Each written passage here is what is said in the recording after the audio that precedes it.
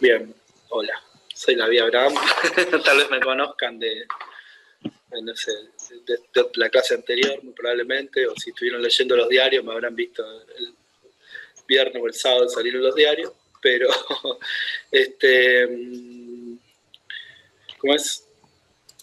Nada, y quería, bueno, ya me presenté con la mayoría de ustedes, la mayoría estuvo el miércoles, no hay mucho más para decir.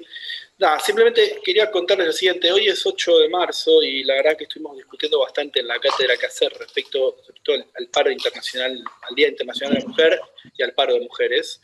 La discusión fue que finalmente las mujeres de la cátedra hagan paro. Efectivamente, en las comisiones donde hay mujeres al frente hoy no hay comisiones, sino que se van a dar otro tipo de tareas y los varones sí seguimos trabajando. Entonces me quería permitir hacer una digresión, un salto o algo paralelo un poquito al programa, adelantarme un poquito en el programa y mostrar algunos datos relacionados con economía feminista. Algunos datos relacionados con las diferencias o con las dificultades de acceso a las mujeres a puestos de trabajo, etcétera. Bueno, contar un poquito de eso. ¿Por qué? Bueno, justamente porque es el Día Internacional de la Mujer y porque desde la cátedra nos importa bastante, nos interesa el tema. La economía feminista es parte del pensamiento económico más moderno, donde las mujeres han venido a cuestionarlo todo e inclusive a cuestionar el pensamiento económico dominante, y eso lo celebramos. Por supuesto. Entonces, quería empezar esta clase, dedicarle un rato, a mostrar algunos datos sobre diferencias entre varones y mujeres, y después sí empezar y seguir con el programa, pero quería dedicar un rato no menor, digamos, a esto. Entonces, permítanme esta digresión porque, me parecía importante no hacer caso omiso de que es el Día Internacional de la Mujer, en términos de no hacerse, no mirar para el costado, no pensar que es un día más, y bueno, de última, no, sino que justamente nos interesaba mostrar datos.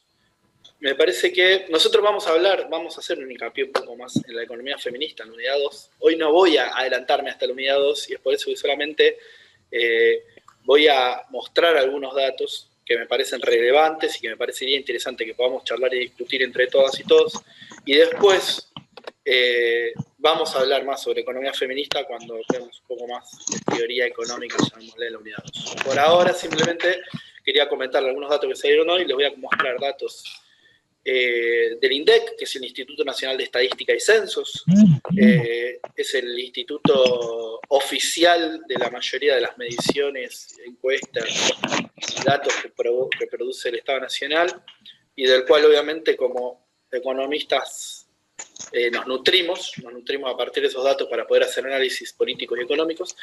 Y también datos de la Universidad Nacional de Rosario. La universidad tiene un observatorio de datos, justamente, que se creó a partir de la gestión que se inició en 2019, en realidad, la gestión del rector Bartolacci. Se creó este observatorio de datos, y también mostrarles algunos datos que han producido desde la propia Universidad de Rosario para complementar un poco los datos nacionales. Bueno, eso sin más preámbulos. No sé si alguien quiere contar algo más, pero... espera un segundito, voy a...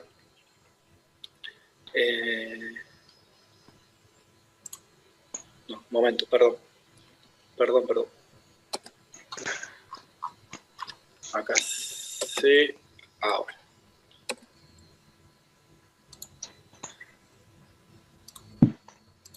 Bien.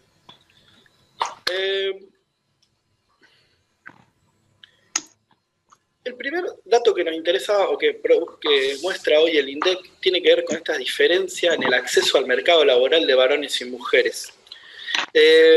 Nosotros vamos a discutir qué es la tasa de actividad. Yo le voy a dar una definición bastante somera, pero es interesante, partiendo de la definición, tratar de poder explicar esto. La tasa de actividad es la cantidad de personas de 14 años o más, estamos hablando de los adultos y adultas, que trabajan, ¿sí? o que buscan empleo, es decir, que son económicamente activos o activas. Son personas o que están trabajando o que están buscando trabajo. Y están, digamos, los ocupados y los desocupados también se consideran personas económicamente activas, ¿sí?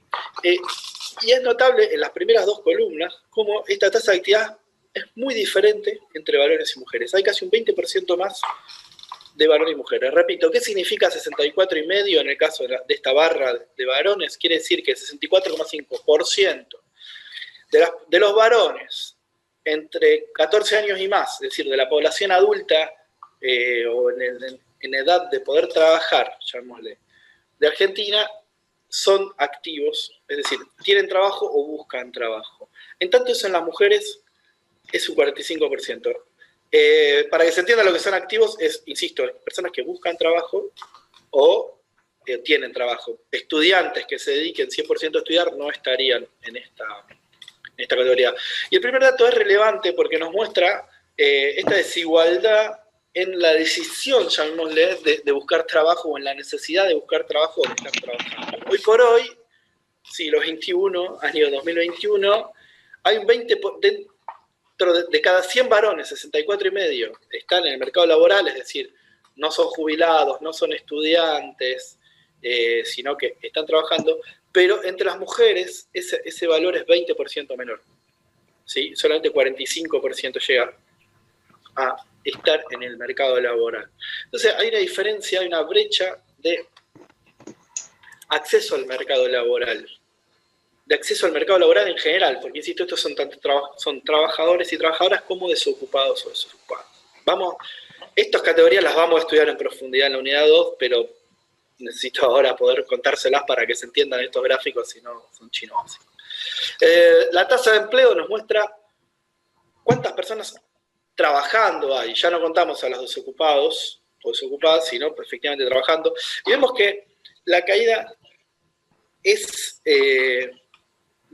obviamente hay la diferencia entre las primeras dos barras es la desocupación, justamente porque la tasa de actividad incluye a ocupados y a desocupados, y la de empleo únicamente a quienes están ocupadas o ocupados. O sea, la diferencia es la desocupación, el desempleo.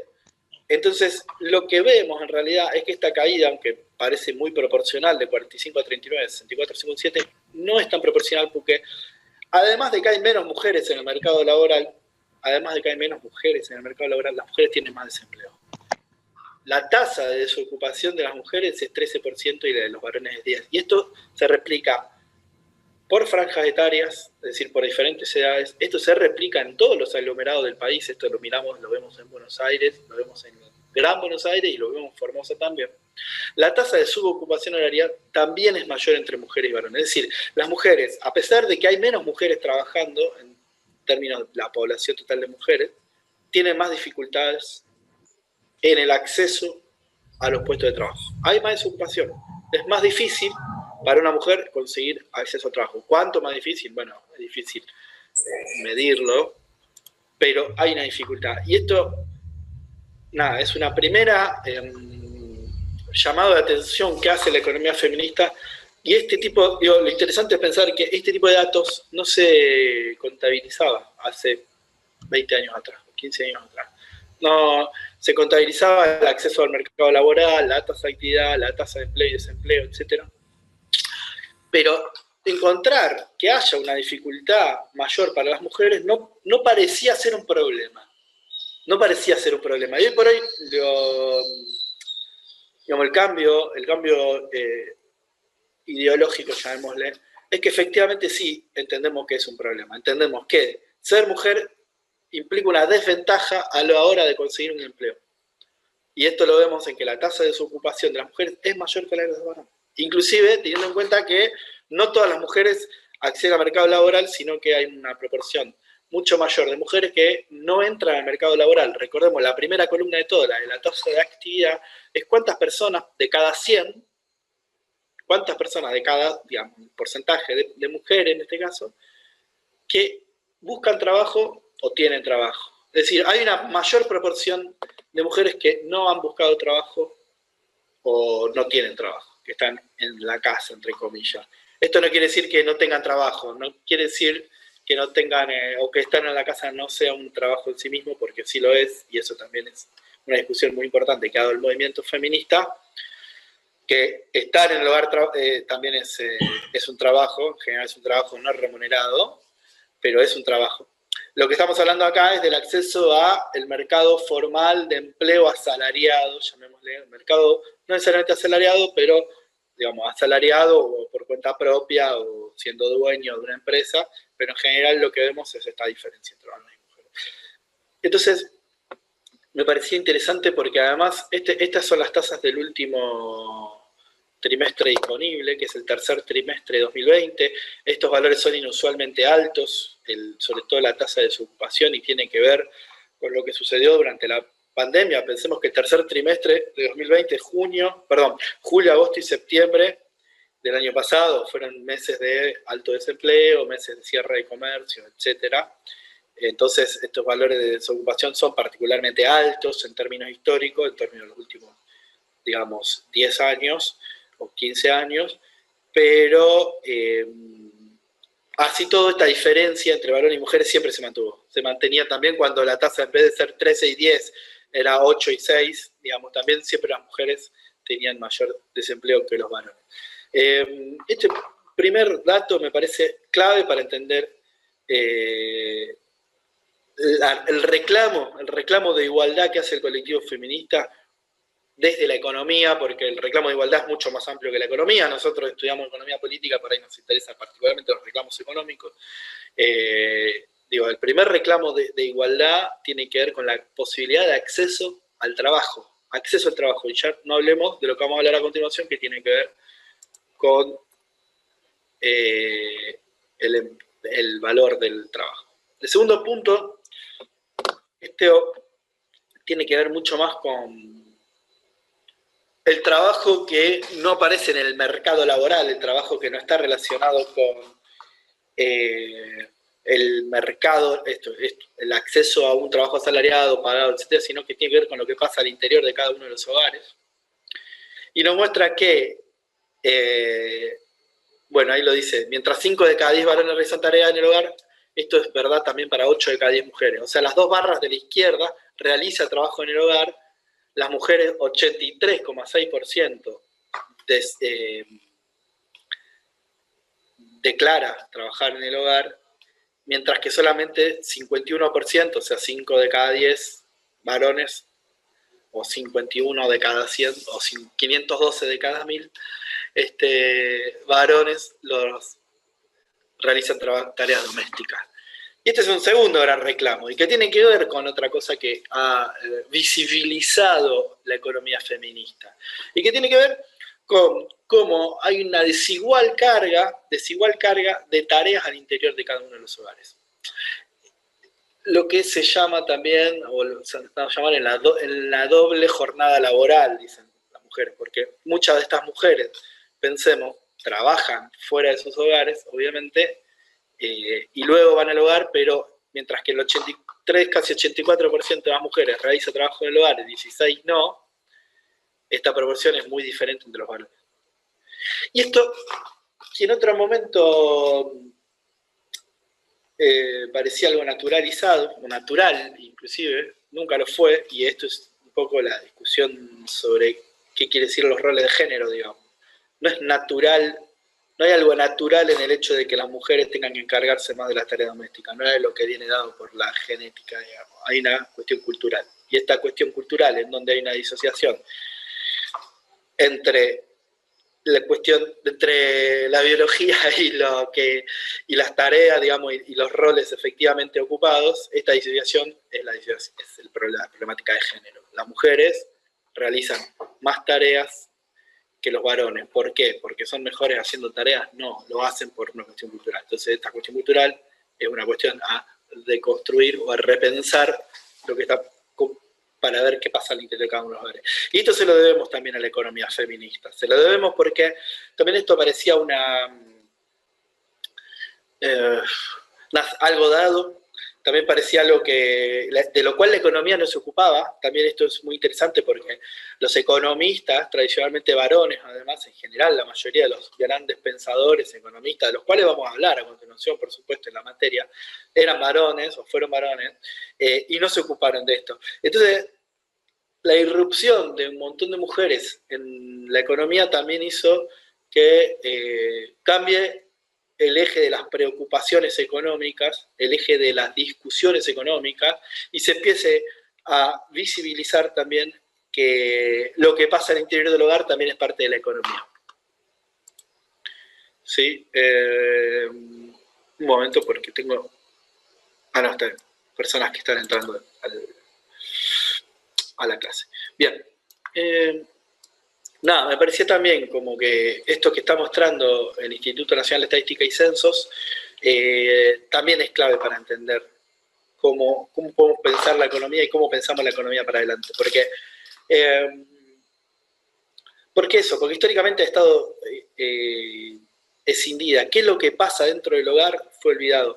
De hecho, cuando veamos un poco más de economía, vamos a ver algo que es medio raro, que es que los primeros economistas, y durante mucho tiempo, y muchos economistas todavía, siguen marcando una economía con dos polos, en donde están los hogares y están las empresas, y esto lo vamos a ver en lo que se llama el flujo circular de la economía, pero, digamos, para que se entienda conceptualmente, hay dos polos de hogar, un lado los hogares y otro las empresas, y los hogares proveen a las empresas de la gente y las empresas se las pagan, bueno, hay toda una circulación económica, y no se miraba qué pasaba ni al interior de la empresa ni al interior de los hogares. Esto de que qué pasaba al interior de la empresa se empezó a estudiar hace unos 70, 80 años, y qué pasaba al interior de los hogares fue una cosa olvidada hasta hace bastante menos. Entonces, me parece también un gran salto adelante de poder repensar económicamente qué es lo que está sucediendo en el interior de los hogares, y lo primero que sucede en el interior de los hogares tiene que ver con la desigual distribución de las tareas. Entonces, bueno, también me parece fundamental que ustedes como estudiantes puedan tener esto en la cabeza y divulgarlo también. El tercer punto tiene que ver ya no con el acceso al mercado laboral, sino que vamos a pensar directamente con las personas que ya están involucradas o adentro del mercado laboral formal. No salimos del ámbito de los hogares, vamos al ámbito de la economía formal o informal en general. ¿Y qué encontramos? Encontramos lo siguiente, centrémonos en las primeras dos columnas, la columna que dice total, que tiene un número 27.029 y la otra 34.110. ¿Qué son 27.029 y 34.110? Son los salarios, los ingresos, no necesariamente salariales, los ingresos promedio de los varones y de las mujeres.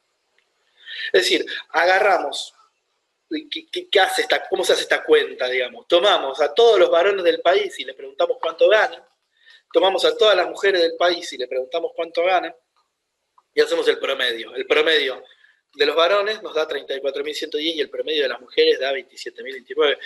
Y esa relación entre uno y otro es un 79%. Ahí la pone como 0,79. Es decir, en promedio, las mujeres, el salario promedio de las mujeres es 0,79 o 79% del salario promedio de los varones. Estos son datos también de hace unos meses atrás.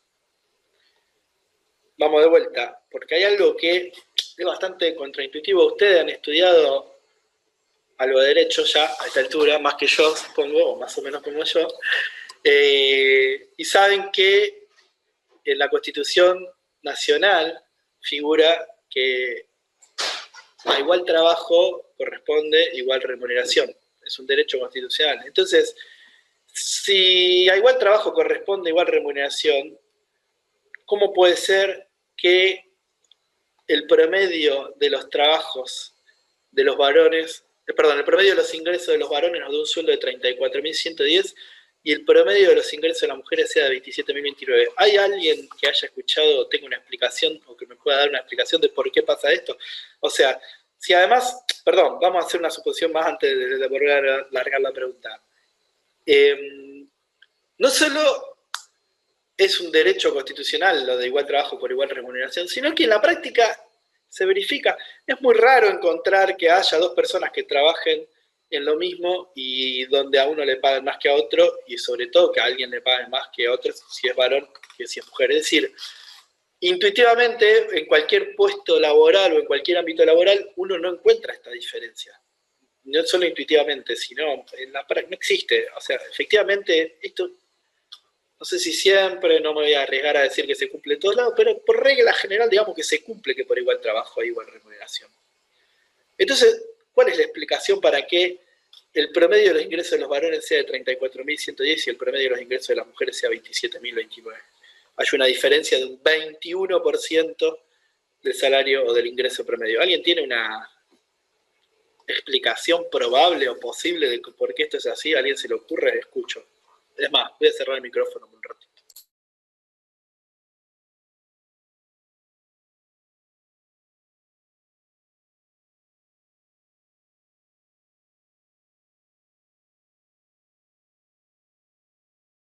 Alguien que se anime quiere, antes de que empiece a decirlo por los nombres y los llame. Alguien que tire una hipótesis de por qué es posible que el ingreso promedio de las mujeres sea un 21% menor al ingreso de los varones. Ahí escribieron en el chat, profe. Ay, perdón, escribí el chat y el chat lo tengo cerrado. Perdón. Gracias, disculpen. Bien, me gustaría que hablen también, pero bueno, si quieren escribir, están en su derecho. Que los cargos mejor pagos los ocupan los hombres, dice Maite. Cristian, lo que puedo optar es por los rangos de que están ocupados los puestos, porque no realizamos los mismos trabajos, dice Cecilia. Cristian, ya que, por ejemplo, en administrativo se suele ver más mujeres y en cargos más altos a hombres. Bueno, ¿alguien más? ¿Alguien más? La eficacia a la hora de trabajar es una hipótesis que también tira Martín.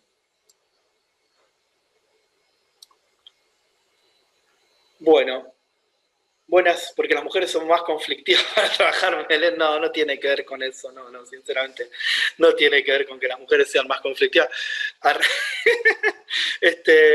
yo creo que no va por ahí. No, eso desde ya, tengo un no, me quedo con el arre, por disponibilidad. Bueno, hay varias cosas, sí, puede ser, vamos a tratar de desentrañarlo juntas y juntos. Está bueno lo que fueron tirando. Los cargos mejor, lo primero que dijo Maite fue que los cargos mejor pagos los ocupan hombres. Y ¿sabe qué? Tiene razón Maite, porque hay muchos estudios que muestran algo que tiene un nombre que es lo que se llama el techo de cristal. Ese es el nombre que le ha dado la economía feminista, y tiene que ver con que justamente hasta ciertos niveles las mujeres pueden avanzar, pero que después de ciertos niveles se complica mucho más. Y eso lo vemos desde ámbitos como los empresariales, donde la mayoría porque vivimos en una sociedad con cultura machista, dice Dora, y también tiene razón.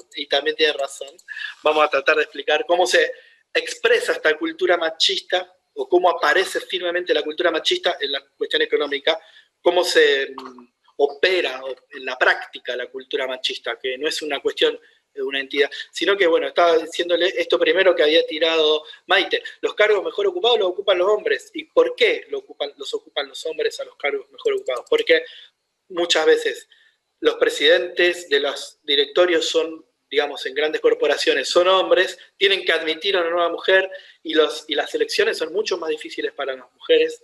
Esto se evidencia, este machismo, esta cultura machista, como dice Dora muy bien ahí, en los exámenes o en los testeos o en las capacidades que se les exigen a las mujeres respecto de las capacidades que se les exigen a los hombres. Digamos, los puestos gerenciales en general los ocupan varones. Los varones terminan teniendo lugares de poder dentro de las instituciones, y me refiero tanto a empresas, al Estado, a la universidad, a la ciencia. Digo, ¿cuántas mujeres son decanas? ¿Cuántas mujeres son rectoras de universidades nacionales respecto de los varones? Y son muchos menos. Y entonces, obviamente, si por lógica esos puestos más altos tienen sueldos más altos, el promedio de los varones termina siendo más alto. Entonces, ese techo de cristal, esa incapacidad de acceder, que no, ¿por qué es de cristal? Porque no se ve. ¿Pero por qué no se ve? Porque efectivamente, es lo que decía recién, legalmente no está prohibido que una mujer sea CEO, que una mujer sea la jefa ejecutiva de una empresa. No está prohibido.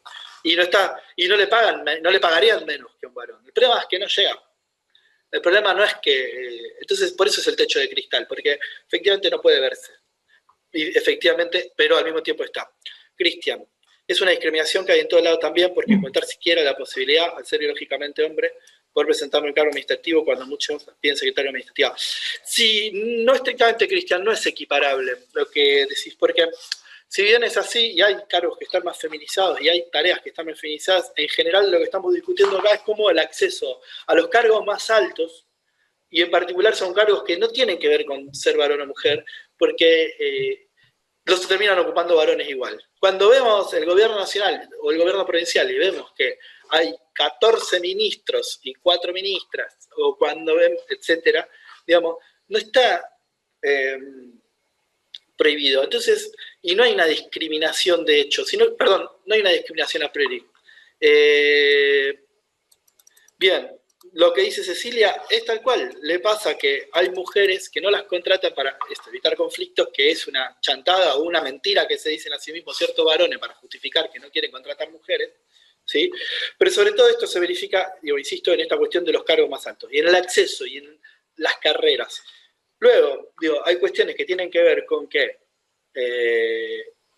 las decisiones de los varones respecto de su vida familiar son diferentes a las decisiones de las mujeres, de manera cultural, y en general los varones tienden a desprenderse de sus obligaciones en el hogar. Cuando decíamos recién y veíamos en el cuadro anterior que los varones no hacen tareas en el hogar y pueden dedicarse al trabajo y no tienen que seguir trabajando en el hogar, hay muchas mujeres que efectivamente deciden a lo mejor no avanzar en la carrera para priorizar su hogar, y está muy bien, pero eso no sucede exactamente igual con los varones. Este argumento es más o menos discutible, de todos modos. Estoy tan seguro.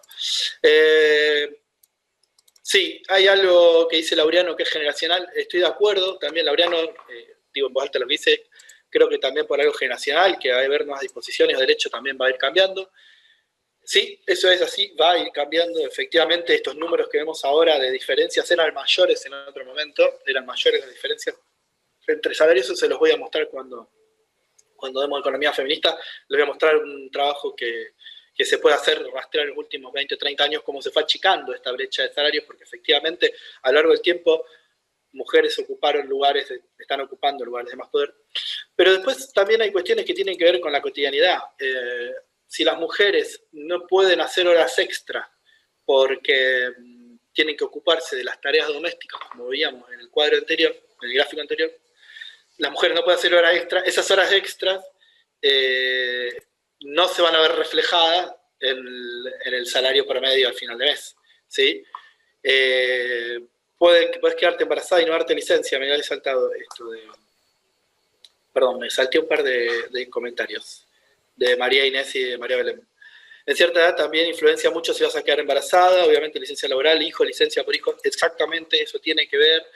Eso a la hora de admitir, hay discriminaciones porque a la hora de admitir mujeres en los trabajos, en muchos trabajos no admiten mujeres o prefieren que no haya mujeres. Por eso una gran discusión que tenemos que dar los varones tiene que ver con que sea igual la licencia por maternidad que con la licencia por paternidad. ¿Por qué? Porque efectivamente si hay un empleador que decide no contratar a una mujer porque sabe que la mujer puede llegar a quedar embarazada y tener un hijo y va a tener 3 meses de licencia, puede llegar a preferir a un varón que no va a tomar, en la misma edad, que no se va a tomar esa licencia. Ahora bien, si la licencia fuera la misma, de 3 meses o de más, tanto para varones como para mujeres, esa discriminación desaparece, porque ya le va a dar lo mismo. Si el varón va a ser padre, también va a tener que tomar 3 meses de licencia y ahí eso desaparece. Por eso es un reclamo que es un beneficio para varones, pero que es un reclamo feminista importante, el de la licencia por paternidad y por matrimonio, etcétera, que son diferentes para varones que para mujeres. Es medio raro, pero también es una discusión feminista muy interesante. Vuelvo a lo inicial, a los cargos mejor pagos y a los rangos, y bueno, no se realizan los mismos trabajos. Bien, sí, se ven mujeres en los cargos más altos, entonces, bueno, nada, todo esto está relacionado, todo esto tiene que ver, y todo esto es una discusión que se ha visibilizado a partir de la economía feminista. Y por eso nos parece clave que lo podamos discutir y podamos entender. Y entender que no es que esté estrictamente mal lo que dice Cristian, que la discriminación está en todos lados, pero no es lo mismo de lo que estamos hablando. ¿Hay trabajos donde piden mujeres? Sí. ¿Hay trabajos donde piden varones? Sí. ¿Hay trabajos más masculinizados y más feminizados? Sí. Pero dentro de esos trabajos, en general, la diferencia, no hay diferencia de pago o diferencia. Está en la cuestión en las carreras y los accesos a los lugares de poder. Las mujeres no acceden a lugares de poder, y esto, insisto, atraviesa al sector público, al sector privado, al sector de las organizaciones, los partidos políticos, las organizaciones no gubernamentales. En esos lugares también se ve que son los varones los que están en los lugares de poder, en términos generales, y no quiere decir que no haya excepciones, y no quiere decir que eso no esté cambiando como lo señalamos recién. ¿Sí? Todo pasa. ¿Está cambiando? Sí. ¿Vamos a una sociedad más igualitaria? Yo tengo el optimismo de que sí, vamos a una sociedad más igualitaria.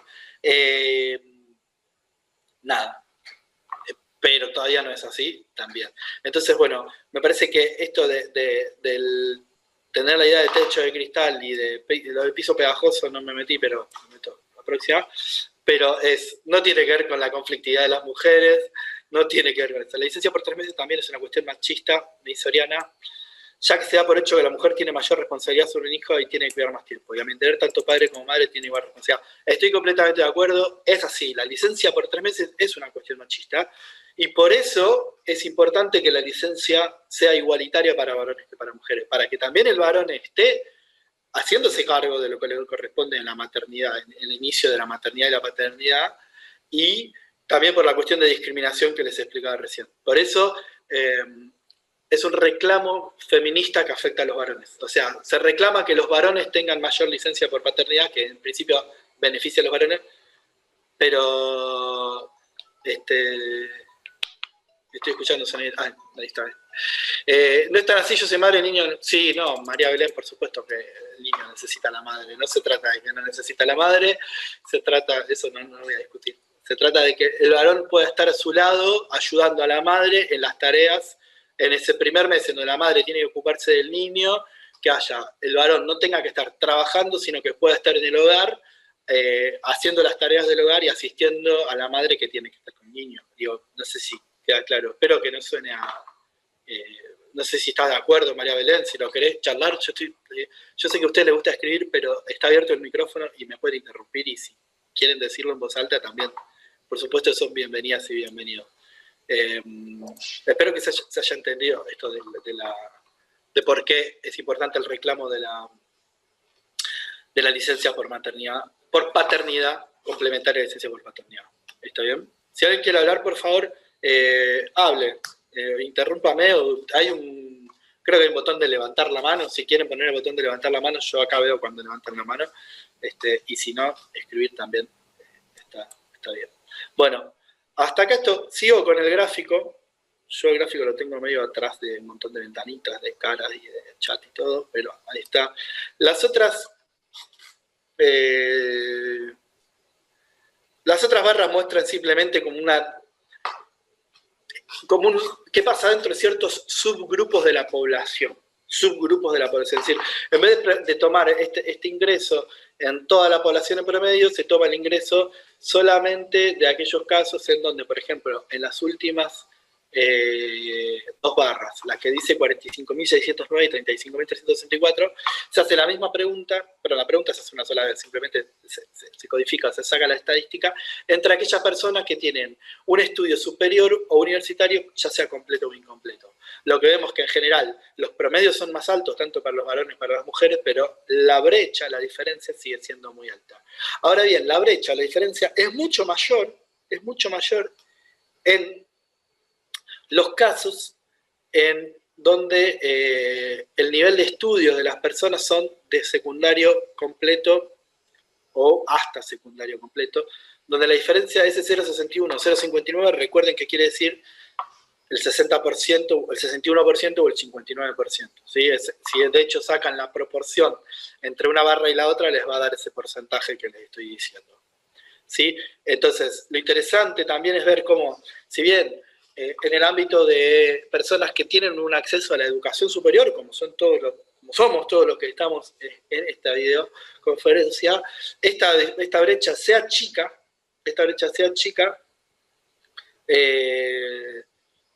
no desaparece para nada, ni siquiera entre las mujeres con un título universitario completo, o a veces incompleto. Nada, me quedé con lo de María Belén, lo último. Sí, que el niño necesita ser de la madre, pero bueno, espero que haya quedado claro mi planteo, pero pueden desacordar conmigo tranquilamente, no tienen por qué estar de acuerdo en todo lo que yo digo. Esto no es nada, lo traigo acá porque me parece muy, muy importante discutirlo el día del 8 de marzo. Nada, simplemente esto es más difícil, no sé si nos vamos a meter. La otra vez les hablé de los deciles de ingresos, no sé si todos estuvieron y todas estuvieron en la primera clase, ¿se acuerdan que hablábamos de los deciles de ingreso y era ordenar el ingreso per cápita familiar? Y decíamos el 10% más pobre, el 10% que le sigue, de acuerdo a su ingreso familiar. En este caso está organizado en quintiles.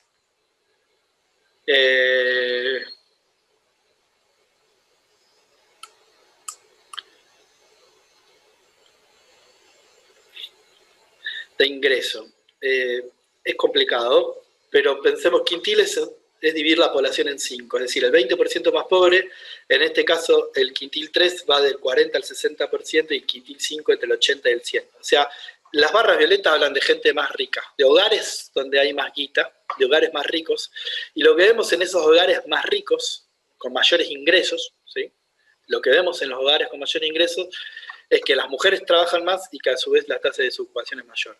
Es mucho menor, ¿sí? Entonces esa desocupación y este acceso al empleo también pega o repercute muy distinto en función de en qué niveles de hogares, en qué niveles de ingresos de hogares estamos hablando. Recuerden, hogares más pobres son la barra amarilla, hogares más ricos son la barra violeta. En esos hogares más ricos las mujeres trabajan más, y las tasas de desempleo son mucho menores. Bueno, tiene que ver justamente, sí, es medio redundante esto, es una cosa que tiene que ver con la otra. Si hay más mujeres, si hay más gente que trabaja en el hogar va a ser más rico. Si hay menos desempleo, un hogar con más ingresos por algo más rico. Esto no me parecía tan interesante, pero bueno. En fin.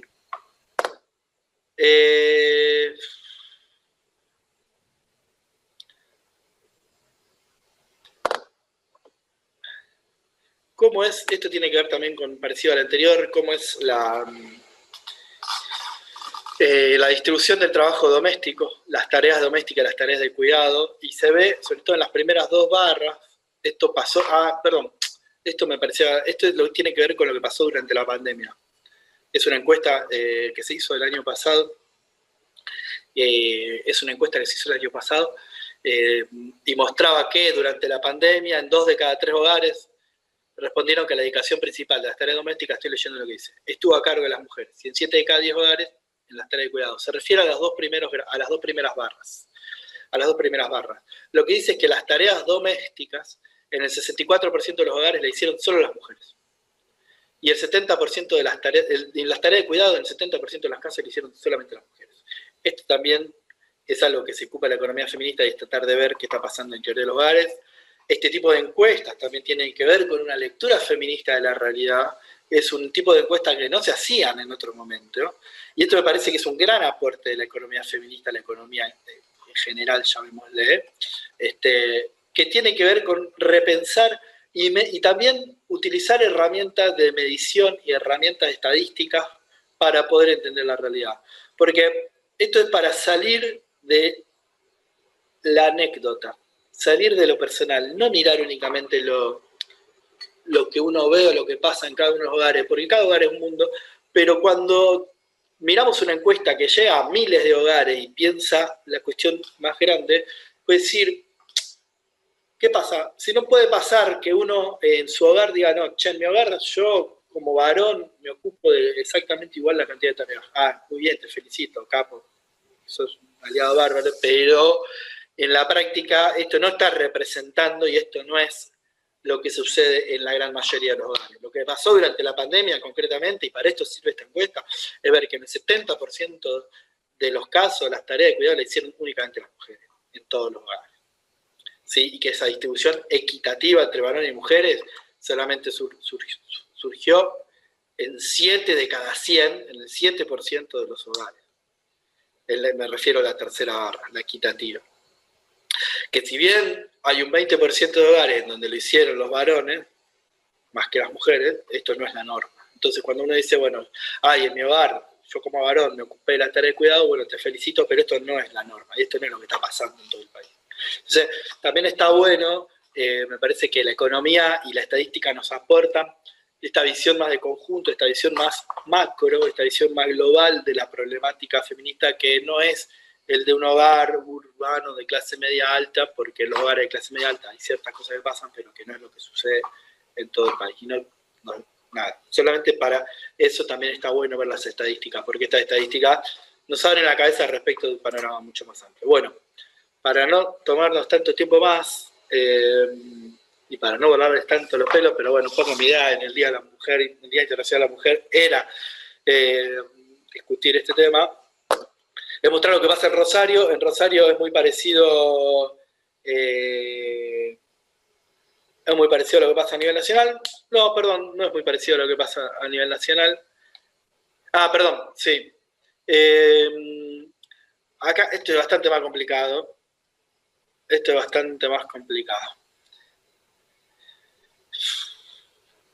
Porque básicamente este es el tercer trimestre de 2020 y acá sí efectivamente la tasa de desocupación está distribuida entre tasas de desocupación de entre 14 a 29 y de 30 a 64, que son las dos barras de acá, y en donde los varones tienen más desocupación que las mujeres.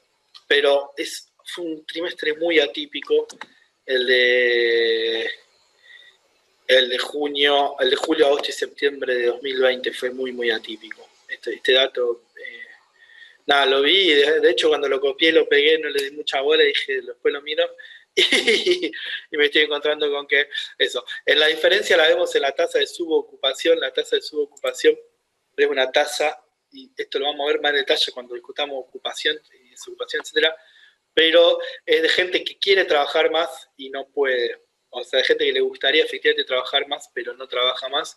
Y en ese caso se nota cómo entre las mujeres lo que ha pasado es que a lo mejor no perdieron el empleo, pero sí perdieron horas de trabajo. Perdieron muchas horas de trabajo y eso se ve en la tasa de subocupación. No para entrar en tanto detalle, pasamos. Acá están los ingresos, también es algo que vimos recién. A nivel nacional, esto es lo de Rosario, esto, insisto, es lo que dice fuente de elaboración propia. Perdón, lo copié de un informe que se los dije, pero no lo puse por escrito y no está bien.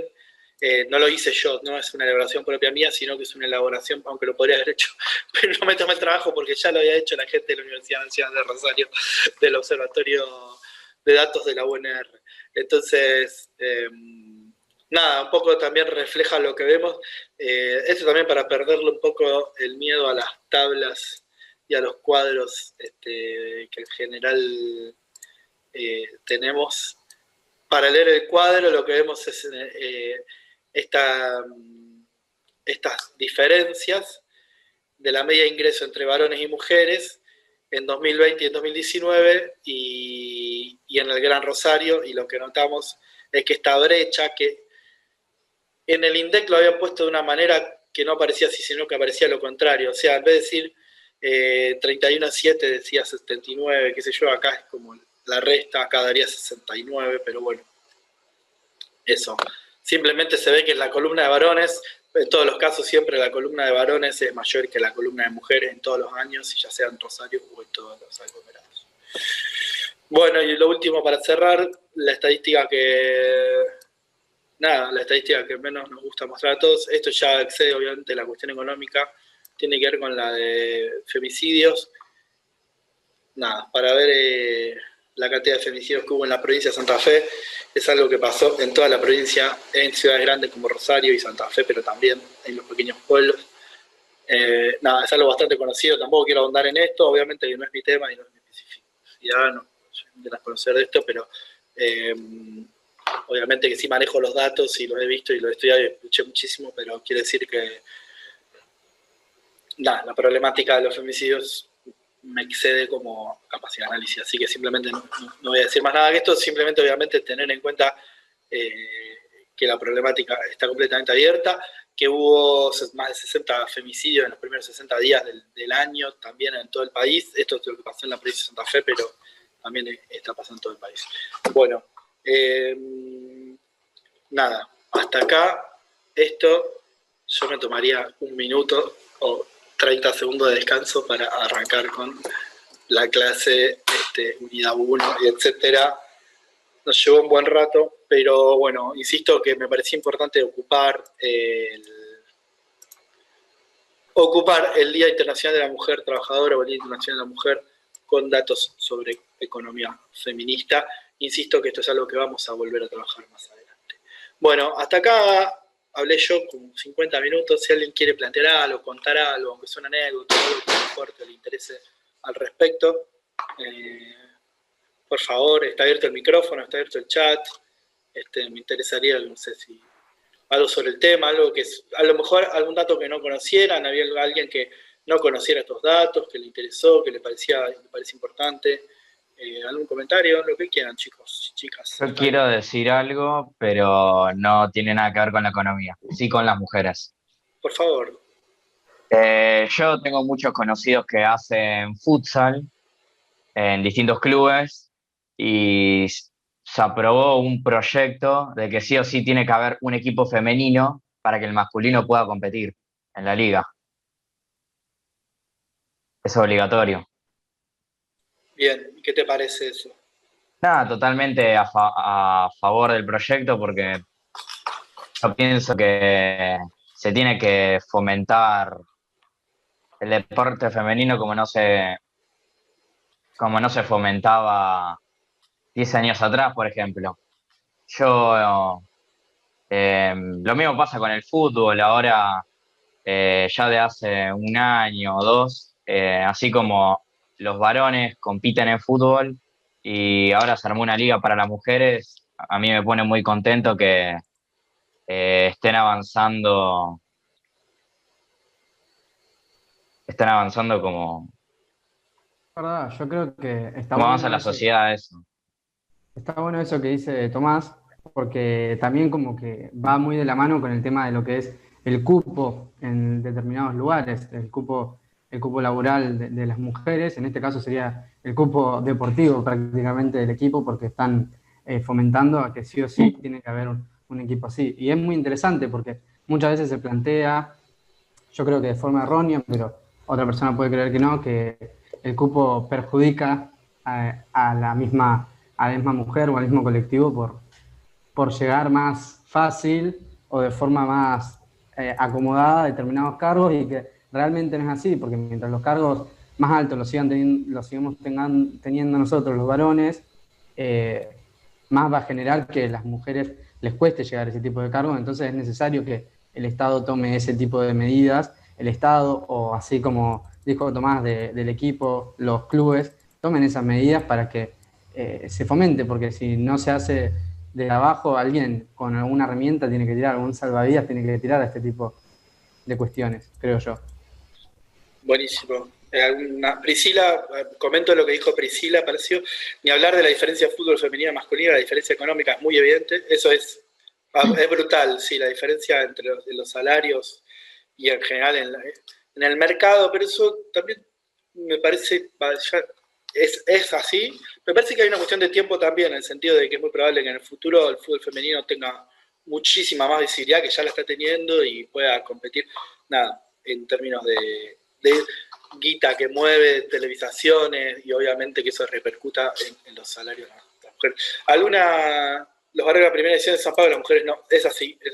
Empezó el profesionalismo, ya hay mujeres, no en todos los clubes y no sé si todas las mujeres, pero sí ya se les está pagando, y eso empezó recién el año pasado. La profesionalización del fútbol femenino en Argentina es una cosa muy reciente, la verdad es un gran avance. ¿Alguna chica que quiera hablar, comentar algo, por favor?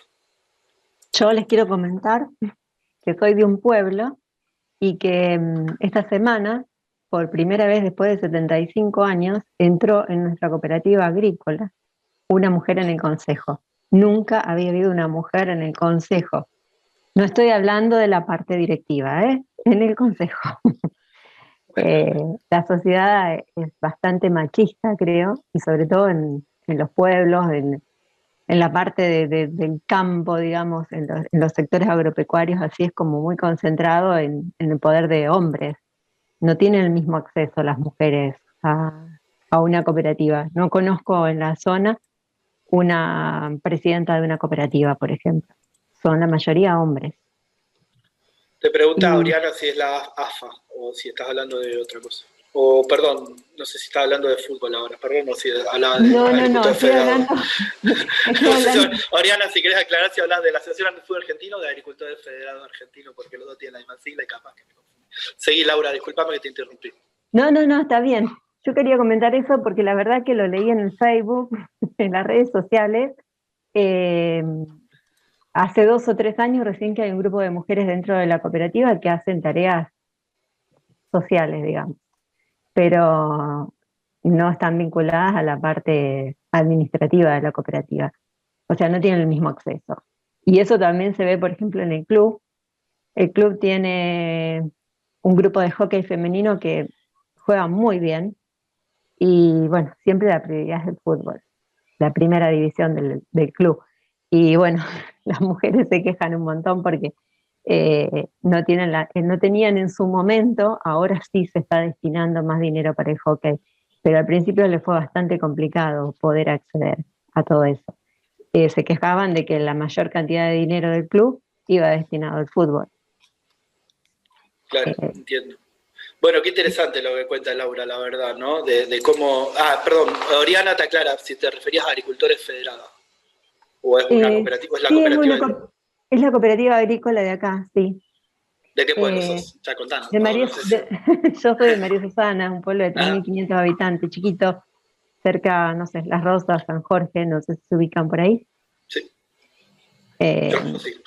No sé si todo. sí, es por ahí. Pero bueno, fue todo un acontecimiento, yo me enteré por las redes sociales, bueno, que accedió una chica que es ingeniera agrónoma y es la primera mujer que va a integrar el consejo en la cooperativa agrícola de mi pueblo. Y me pareció algo interesante de compartirlo, ya que Está estamos hablando buenísimo. del Día de la Mujer. Por supuesto. Y te hago una pregunta, pero ¿vos crees que el resto de los integrantes de esa comisión son todos ingenieros agrícolas o ella es ingeniera agrícola y los demás no? No, ¿Sabes, es ¿Sabes por así. qué? Porque hay algo que tiene que ver con el acceso también, y esta es la sobreexigencia o la exigencia extra hacia las mujeres de tener que demostrar que para entrar en ese lugar ella seguramente tiene que ser ingeniera y tiene que demostrar ser la mejor ingeniera, etcétera, y probablemente muchos de los varones que estén ahí no tengan ese No nivel tienen, primero. no No, creo que la no, no, no mayoría digo. no tienen título terciario, te voy a decir, la mayoría. Bueno, eso es también parte de la realidad del mercado laboral y también es algo que insisto en la importancia de la economía feminista porque nos vino a mostrar algo que existía, porque esto que cuenta Laura existió siempre, digamos, Sí, y no es nuevo, pero me parece que, digamos, la visibilización de estas problemáticas, insisto en esto de que se hagan encuestas específicas al respecto, que se muestre, o que aparezcan las estadísticas oficiales, nada, me parece fundamental. María Belén, ¿querés hablar? Levantaste la mano. Sí, no sé si me Dale. escucha. Sí, perfecto, dale, te escuchamos. Yo tengo un pensamiento diferente. Creo que imponiendo leyes y todas al respecto hacia la mujer de que ocupe cargo, ¿no es como un tema también autodiscriminativo?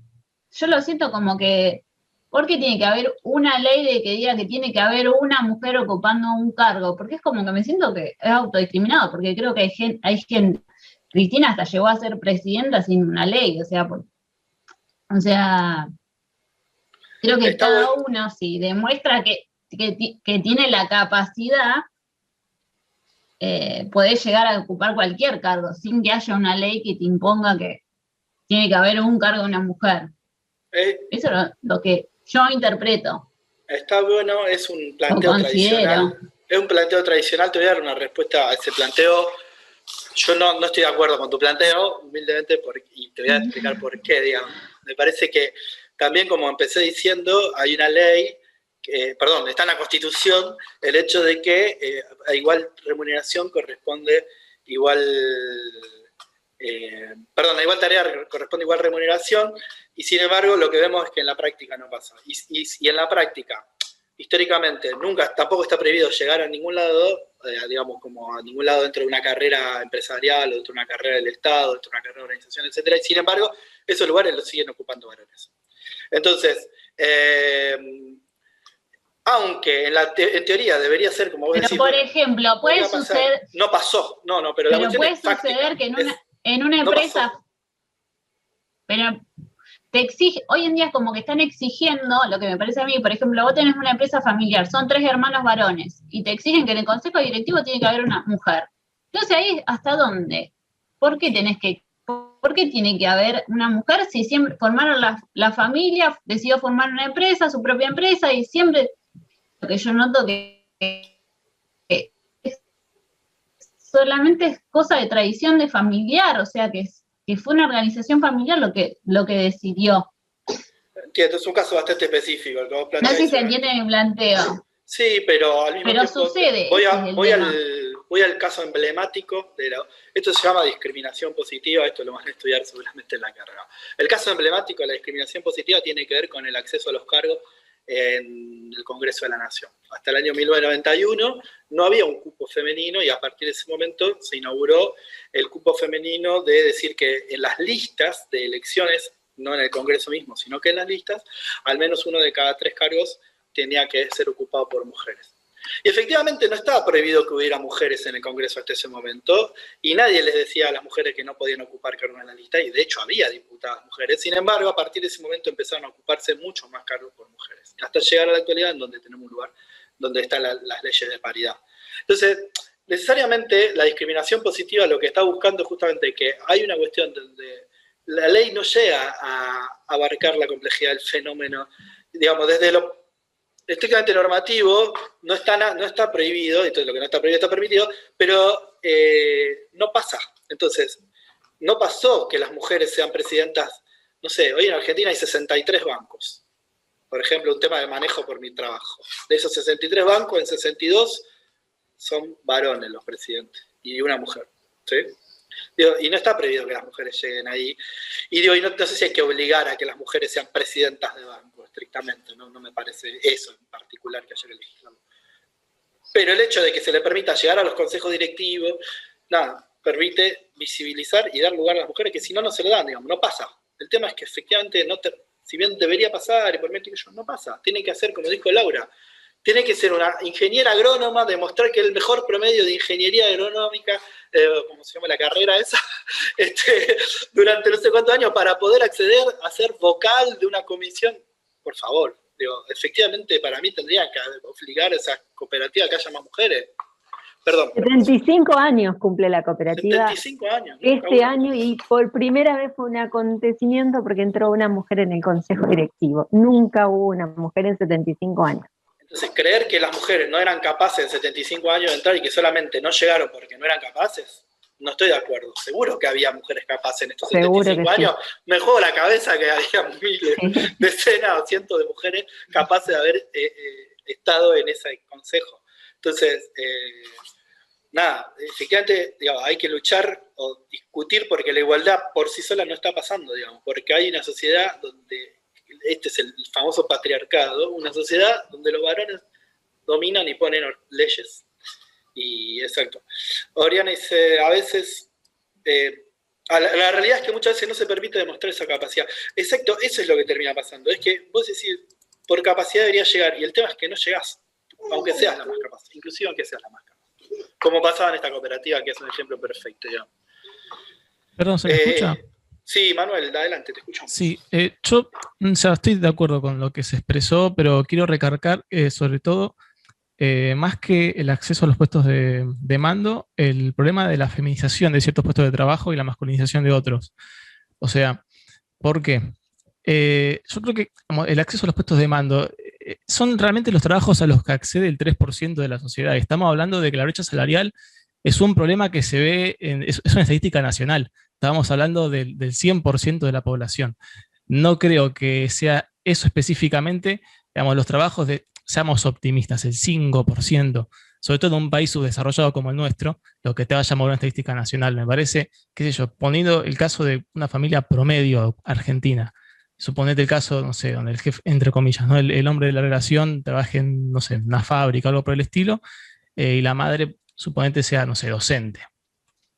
Estamos hablando que quien tiene más estudio acá es la madre, pero seguramente cobra un sueldo inferior por el trabajo que tiene.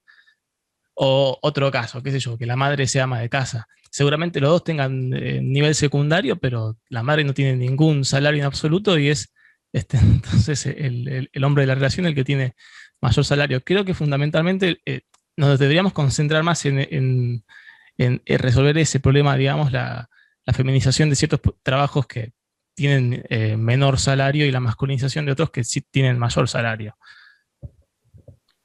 Excelente, Manuel, excelente apreciación, gracias.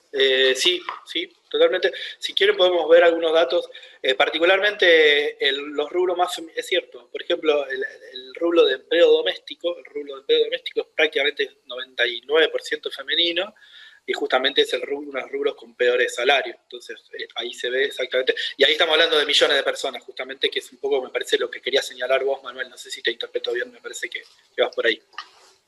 Sí, o sea, yo quería remarcar eso. Seguro que también tiene efecto, digamos, el acceso a los puestos de poder, etcétera, porque, bueno, digamos, después son los que deciden a quién contratan y a quién no en el resto de trabajo, digamos, por eso son los que dirigen. Pero no, o sea, eso, nada, quería recalcar eso, que no me parece que sea lo que te mueva la estadística nacional, que más personas de un género o de otro acceda al 3%, 5% de los empleos mejor remunerados.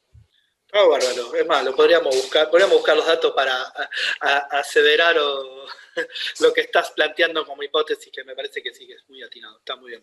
Zulma dice, leo lo que está diciendo Zulma, pasa que no llegás por capacidad y se tiene que llegar por ley y eso no demuestra igualdad. No, el problema me parece, Zulma, que justamente pasa lo contrario, es que mujeres con mucha capacidad no llegan y la ley lo que termina haciendo es... garantizando que las mujeres con capacidad puedan entrar, porque efectivamente lo que termina pasando es que no entraban, y vuelvo al ejemplo que trajo Laura de María Susana, de la cooperativa María Susana. María Belén, pero para mí no llegás por capacidad en muchos puestos, pero no por ser mujer, no llegás por lo acomodo, ejemplo el hijo. Bueno, eso es otro tema, pero también obviamente que tiene que ver en las relaciones, cómo se llega a ciertos lugares tiene mucho que ver con la herencia, con el capital social, digamos, con las relaciones sociales que uno que tiene, de dónde viene, de dónde es su familia, de si es de un pueblo, si es de la ciudad, si es de un barrio, si es del centro, si fuiste a una escuela privada, etcétera, y eso tiene que cambiar. Bueno, sí, no podría estar más de acuerdo, comparto lo que dice María Belén. Bueno, sigo escuchando un ratito más. Me parece, les voy a hacer la siguiente propuesta. Llevamos 1 hora y quedan 20 minutos de clase. Me parece que... a mí me parecía muy importante hablar en el Día de la Mujer, el Día Internacional de la Mujer, de esto. Ya está. O sea, sí, hablamos un ratito más de esto, pero no voy a empezar un tema nuevo, no voy a empezar con la unidad faltando 20 minutos de clase, pero una cuestión también de que... también me parece más importante que hayamos hablado de esto, ¿no? Lo considero una clase que, si bien no se ajusta exactamente al programa, creo que valió mucho la pena. Pero si quieren alguien más, charlar, comentar algo más, y si no, eso, por favor, escucho. Sobre lo que decía María Belén al final me parece muy importante. Sí. Lo que se llama habitualmente eso, el capital social, que es un término de la sociología más moderna, que no tiene que ver con el capital y el capitalismo, sino es una forma, un término esto de la sociología, de un sociólogo francés, de la sociología francesa contemporánea, digamos, es clave y tiene que ver en buena medida con el sistema en el que vivimos, donde la herencia determina más que las capacidades en términos generales. Una sociedad más igualitaria no es solo una sociedad es una sociedad en donde haya más oportunidades o igualdad de oportunidades para todos y todas. Eso es la idea de una sociedad más igualitaria. Y la sociedad más igualitaria tiene que ver con la cuestión de género en un lugar muy central, pero no únicamente, y me parece que lo que planteaba María Belén va hacia otro lugar clave también.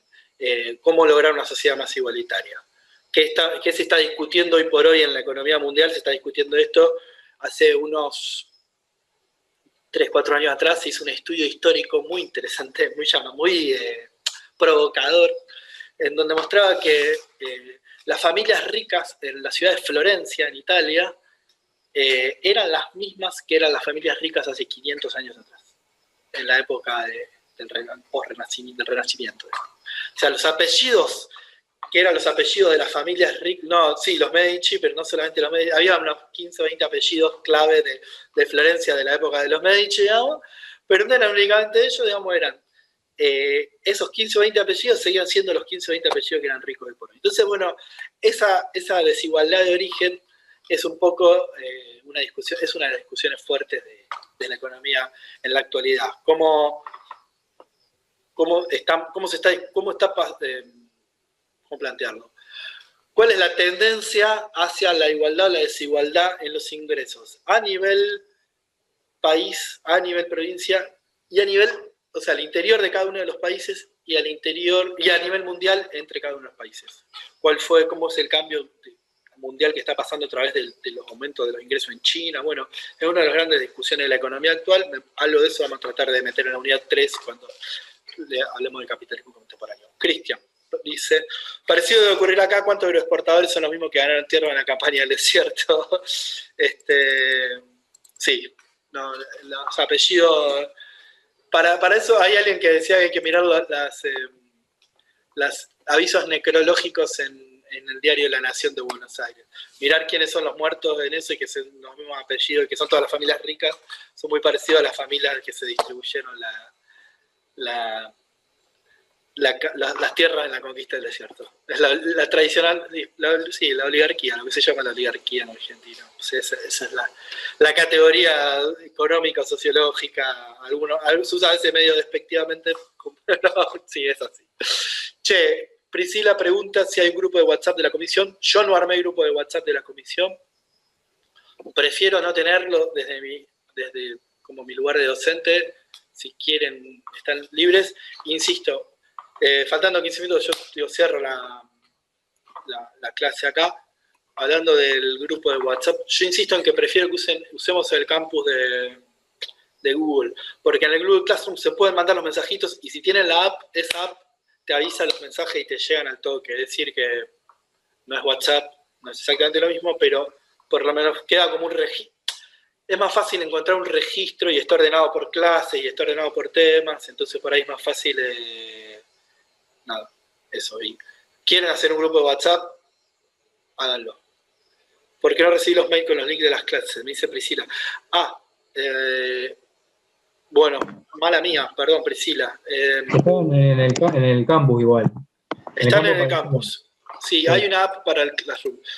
De vuelta, los links están en el campus. El link es siempre el mismo. Este link que usaron para entrar hoy va a ser siempre el mismo para todo el cuatrimestre. No cambia el link de clase a clase. Eso es importante que lo tengan en claro. Se los dije otra vez, pero se lo repito. El link es este y nada, van a entrar siempre con el mismo link. Así que no hay que verlo todas las veces. ¿Hay una aplicación para Classroom? Sí. Yo por Classroom le pregunté si hay que ir leyendo algo, me dice Milagro, ay, no te respondí, perdón, bueno, a ver, te dije que me escriban por ahí, no te respondí, lo siento.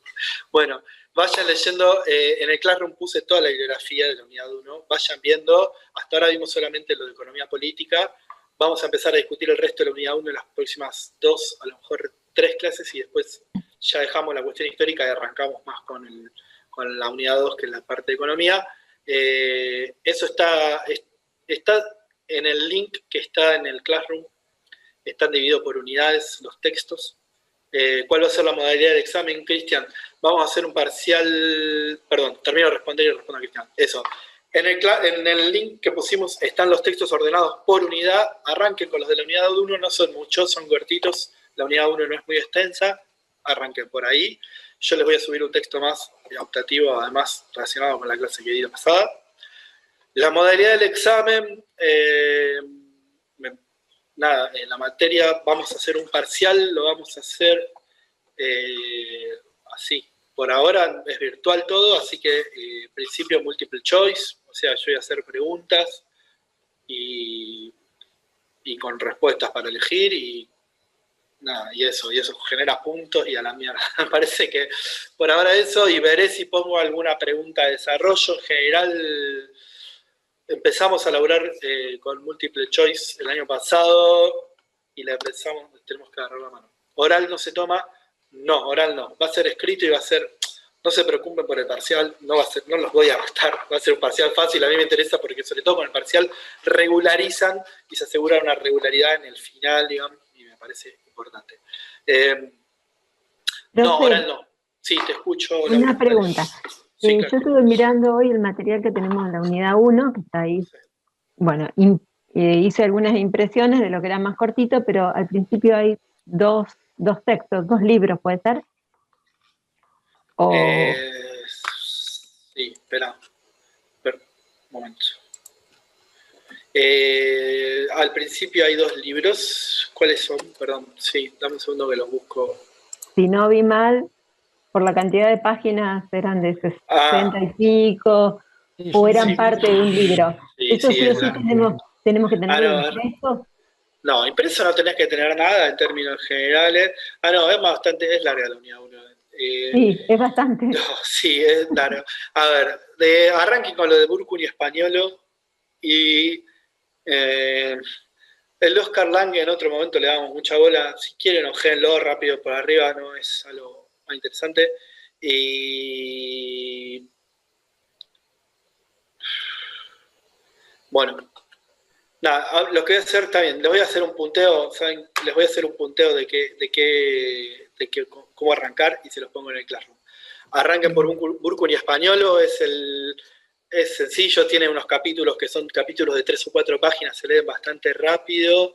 El texto de Oscar Lange habla sobre economía política, es como mucho más denso en el sentido, porque habla sobre qué es la economía y, viste, es como se pone más pesado.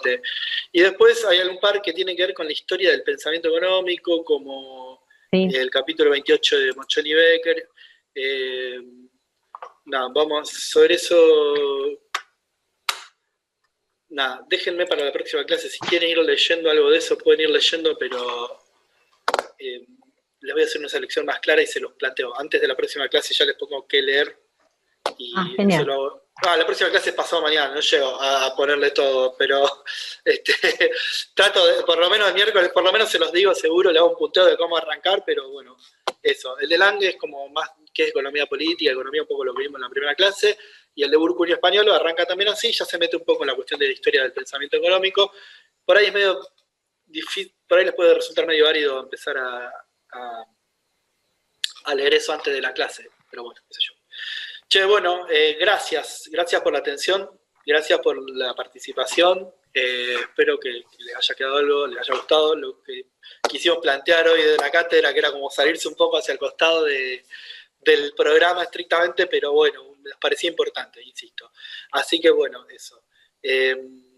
Nos vemos el miércoles a esta misma batidora y este mismo Vaticanal, como decía la serie hace muchos años atrás. A las 15:30 nos vemos el miércoles, ¿de acuerdo? Muchas gracias. De acuerdo, profe. Hasta la próxima. Nos vemos. Gracias. Hasta luego. Chao. Hasta luego.